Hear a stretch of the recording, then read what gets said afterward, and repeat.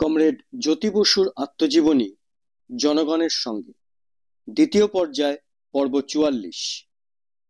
রাজ্যের পুলিশ বাহিনীতে তখন অর্থাৎ ৭০-৭১ সালে রয়েছে ৬০,০০০ পুলিশ, তার সঙ্গে সিআরপি, বর্ডার সিকিউরিটি ফোর্স ইত্যাদি আধা সামরিক বাহিনীর ৫০,০০০-এরও বেশি সৈন্য, সব মিলিয়ে ২ লক্ষ সশস্ত্র বাহিনীকে নিয়োগ করা হয়েছে পশ্চিমবাংলার সংগ্রামী মানুষদের একটা শিক্ষা দেবার জন্য।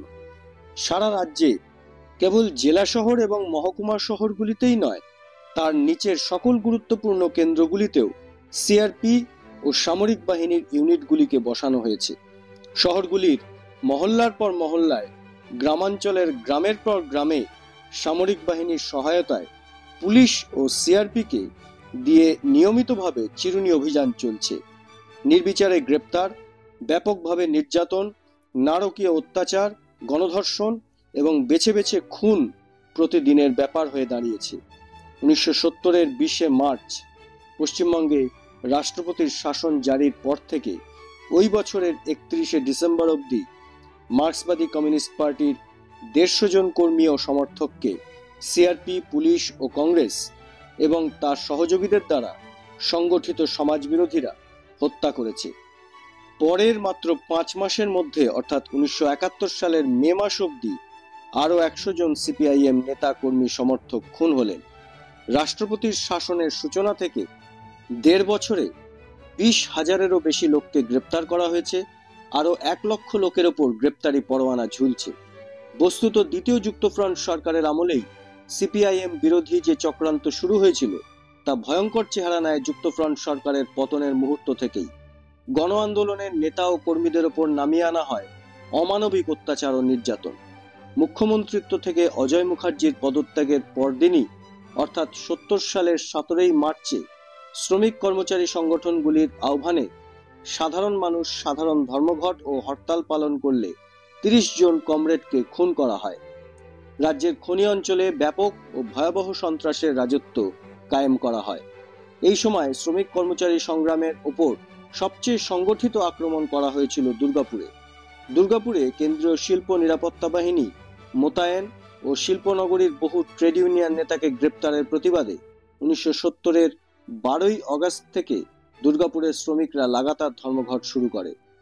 ৬০,০০০ শ্রমিক কর্মচারীর সেই ঐতিহাসিক ধর্মঘটকে ভাঙার জন্য CRP, special armed police, border security force, Paschimbanga police ইত্যাদি মিলিয়ে প্রায় ২৫,০০০ জনের সশস্ত্র বাহিনীকে দুর্গাপুরে সমবেত করা হলো।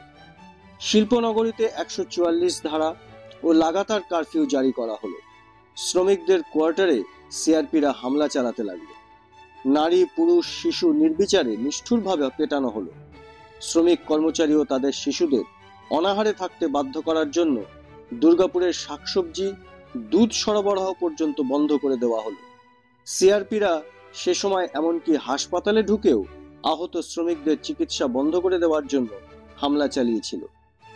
নির্মম নির্যাতন কেবল শ্রমিক শ্রেণীর ওপরেই সীমাবদ্ধ থাকেনি, গ্রামাঞ্চলে কৃষক এবং ক্ষেত মজুরদের ওপরেও তা নেমে এসেছিল। যুক্তফ্রন্ট সরকারের পতন ঘটাবার পর রাজ্যের প্রায় গোটা গ্রামাঞ্চল, বিশেষ করে ২৪ পরগনা, বর্ধমান, হাওড়া, হুগলি ও নদিয়া জেলাগুলিতে বিরাট বিরাট সশস্ত্র শিবিরে পরিণত করা হয়েছিল। গ্রামের গরিব কৃষক, ক্ষেত মজুর সহ সকল স্তরের সাধারণ মানুষের ওপর প্রতিদিন পুলিশ মিলিটারির অকথ্য নির্যাতন চলত।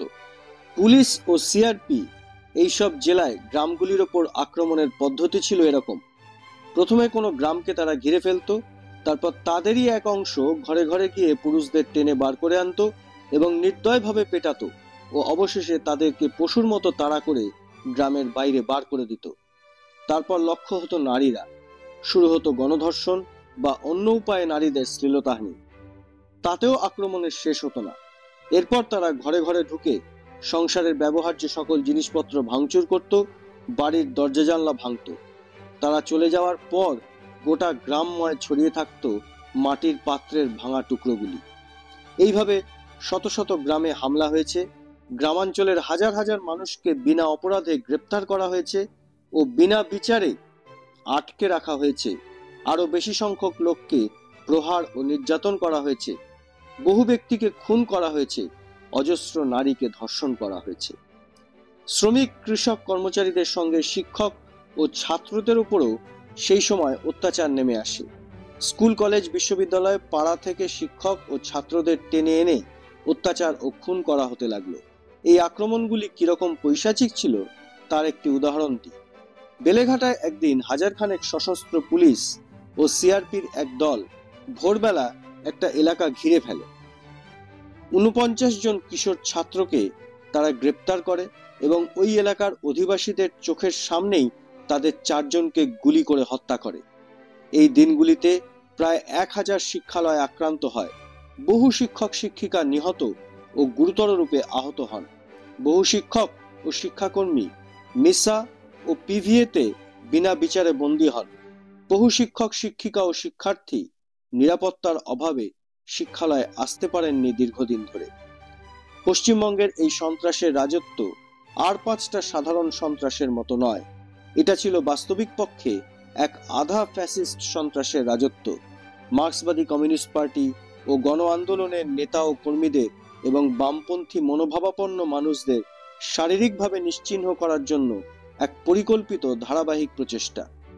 আর এ কাজে কংগ্রেস শুধু পুলিশ মিলিটারি নয়, সুচতুরভাবে নকশালপন্থী এবং ভেঙে যাওয়া পূর্বের যুক্তফ্রন্টের কিছু শরিককেও ব্যবহার করেছিল।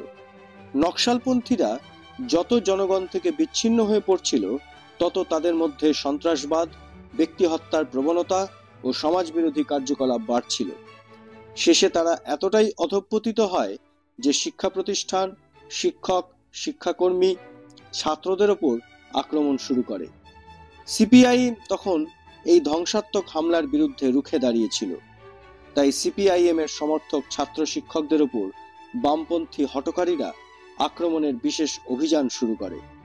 পরবর্তীকালে রাষ্ট্রপতির শাসনে কংগ্রেস এদের উৎসাহ দেয় এবং কংগ্রেসের সুচতুর পরিচালনাতেই তারা গোপনে আমাদের বিরুদ্ধে সকল আক্রমণকে কেন্দ্রীভূত করে। সেই সময় কংগ্রেস, বাংলা কংগ্রেস, দক্ষিণপন্থী কমিউনিস্ট পার্টি, এসএসপি প্রভৃতিরা সিপিআইএমকে নিশ্চিহ্ন করার পরিকল্পনায় নকশালপন্থীদের ব্যবহার করার জন্য একদিকে নকশালপন্থী দুর্বৃত্তদের গোপন আশ্রয়ের ব্যবস্থা করত, সদুদ্দেশ্য প্রণোদিত সাহসী ছেলে বলে তাদেরকে উৎসাহ যোগাত, এবং অন্যদিকে উল্টে অভিযোগ করত যে সিপিআইএমই নাকি নকশালপন্থীদের আক্রমণ করছে। ভেঙে যাওয়া পূর্বের যুক্তফ্রন্টের কিছু শরিকেরও কংগ্রেসের লেজুর বৃত্তির ভূমিকাটি ছিল সমান জঘন্য। যুক্তফ্রন্ট সরকারের সময় কংগ্রেসের পরিচালনায় কায়েমি স্বার্থের শিবির যুক্তফ্রন্টের কয়েকটি দলের পতাকা ব্যবহার করার উদ্যোগ নেয় এবং সেই শরিক দলগুলি তাতে রাজিও হয়, যার শেষ পরিণতি দাঁড়ায় কংগ্রেসের তল্পিবাহক রূপে তাদের আসন গ্রহণ এবং তারও শেষে তাদের প্রায় সবারই রাজনৈতিক অবলুপ্তি। আমাদের বিরুদ্ধে সেই বহুমুখী আক্রমণে আমাদের ক্ষতি হয়েছিল যথেষ্টই। 1969 সালে যুক্তফ্রন্ট সরকার বিরোধী চক্রান্তের সময় থেকে শুরু করে 15ই নভেম্বর 1971 পর্যন্ত আমাদের পার্টির মোট 543 জন নেতা, কর্মী ও সমর্থক খুন হলেন।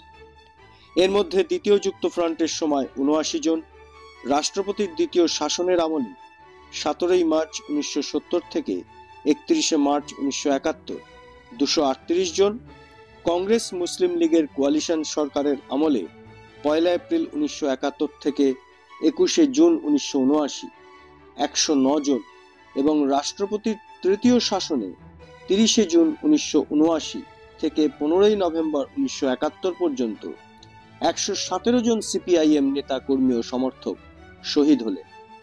এই সময়ের মধ্যে পার্টির ফ্রন্ট ভিত্তিক শহীদদের তালিকাটা নিম্নরূপ: পার্টির সংগঠক 129 জন, পার্টি সমর্থক 43 জন, পার্টির শ্রমিক নেতা, কর্মী ও শ্রমিক 97 জন, পার্টির কৃষক নেতা, কর্মী ও কৃষক ক্ষেতমজুর 110 জন, পার্টির নেতা ও শিক্ষক অধ্যাপক 11 জন, মহিলা কর্মী ও মহিলা 5 জন, যুবনেতা, কর্মী ও যুবক 75 জন, ছাত্রনেতা, কর্মী ও ছাত্র 71 জন, কিশোর 5 জন, সাংস্কৃতিক ফ্রন্টের কর্মী 6 জন, কর্মচারী 11 জন, মোট 543 জন।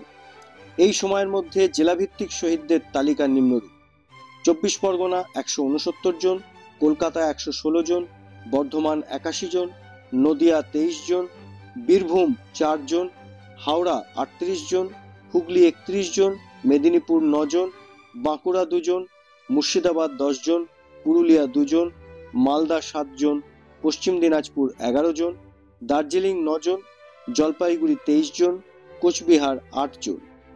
আমাদের পার্টির বিরুদ্ধে পুলিশ, মিলিটারি, কংগ্রেস, নকশাল, দক্ষিণপন্থী, কমিউনিস্ট, বাংলা কংগ্রেসের হিংস্র আক্রমণে যারা প্রাণ দিলেন তাদের মধ্যে comrade Jiban Maiti, comrade Niresh Thakur, comrade Santosh Bhattacharya, comrade Ananta Dutta, comrade Amal Thakur, comrade Snehendu Das, comrade BN Prasad, comrade AB Ray, comrade Ramchandra Ray, comrade Bibek Panja, comrade Sukumar Bhowmik, comrade Kali Chakraborty, comrade Sultan Munshi, comrade Biswanath Ghosh প্রমুখ ছিলেন পার্টি ও ট্রেড ইউনিয়ন নেতাদের মধ্যে অন্যতম।